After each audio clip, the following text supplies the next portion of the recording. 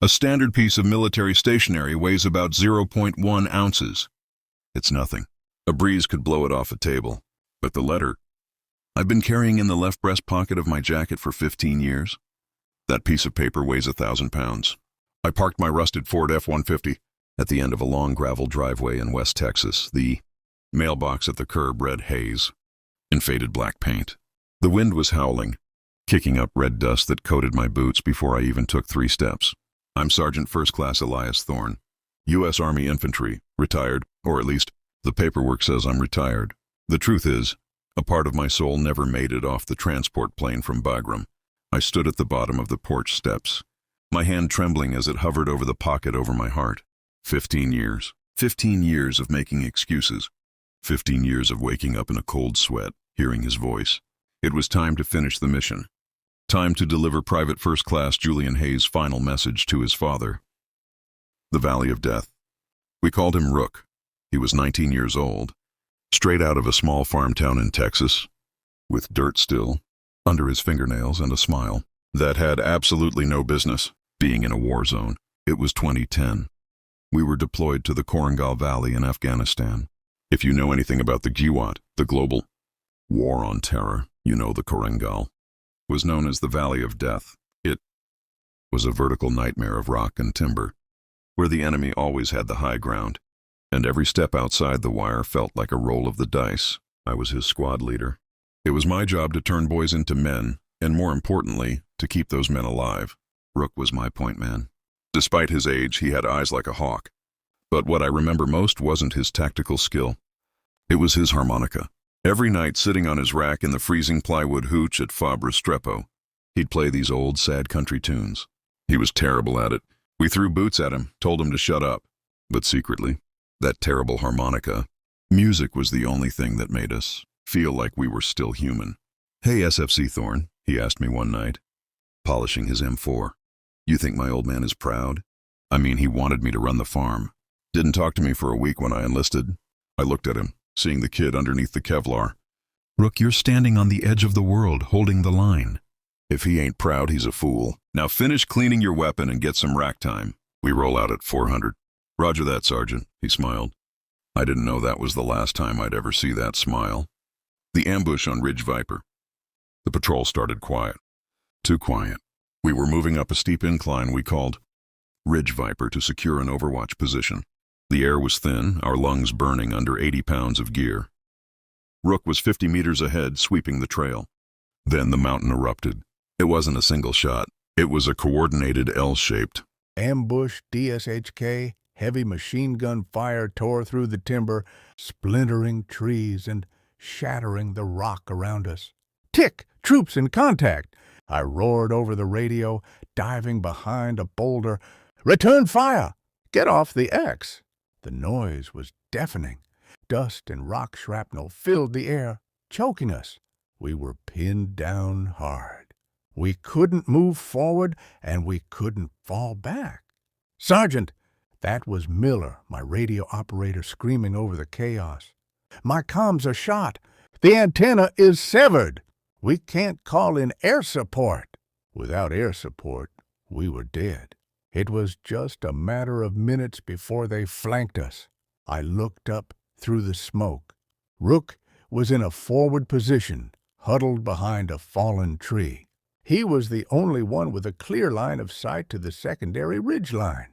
And more importantly, he had a backup radio in his assault pack. "Rook!" I screamed into my mic. "I need that secondary radio online. Call in the grid." "I got it, Sergeant." His voice crackled back, tight with fear, but steady with resolve. To get a signal out of the valley, he had to break cover. He had to expose himself to the ridgeline. I saw him take a deep breath. He didn't hesitate. He stood up into the storm of lead, keyed the handset, and started calling in our grid. Coordinates to the Apache. Gunships circling miles away. Grid reference, Alpha, Tango. He stood there like a statue, a 19-year-old kid, holding the weight of his entire squad on his shoulders. I heard the Apaches confirm the grid. And in that exact same second, I saw Rook go down. He didn't cry out. He just collapsed into the Afghan dirt, the radio handset slipping from his fingers, the dust off and the footlocker. The air support arrived 90 seconds later. Hellfire missiles leveled the enemy positions. The ambush was broken. But as the dust settled, the only sound left was the ringing in my ears and the frantic shouts of our medic. I scrambled up the ridge, my knees tearing on the rocks, and fell beside him. "Rook, stay with me, kid!" But I knew. You do this job long enough, you just know. The medic looked up at me, his hands covered in Afghan dust and American blood, and slowly shook his head. The medevac chopper, the dust off, came and took him away. I stood on that ridge, the rotor wash stinging my eyes, feeling a piece of my own heart die on that mountain. 3 days later, back at the FOB, I had to pack up his personal effects. It's the worst job a squad leader has, folding their clothes, boxing up their lives. At the bottom of his footlocker, wrapped inside a dirty American flag bandana, was a sealed envelope. Written on the front in messy handwriting were the words, "To my dad, if I don't punch the clock." I was supposed to hand it over to the commanding officer. It's protocol. It goes in the official box. But I couldn't do it. I put it in my breast pocket.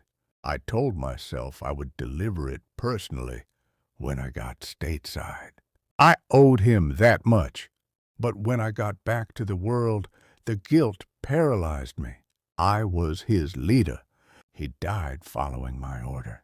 How could I look a father in the eye and hand him the last words of the son I failed to bring home?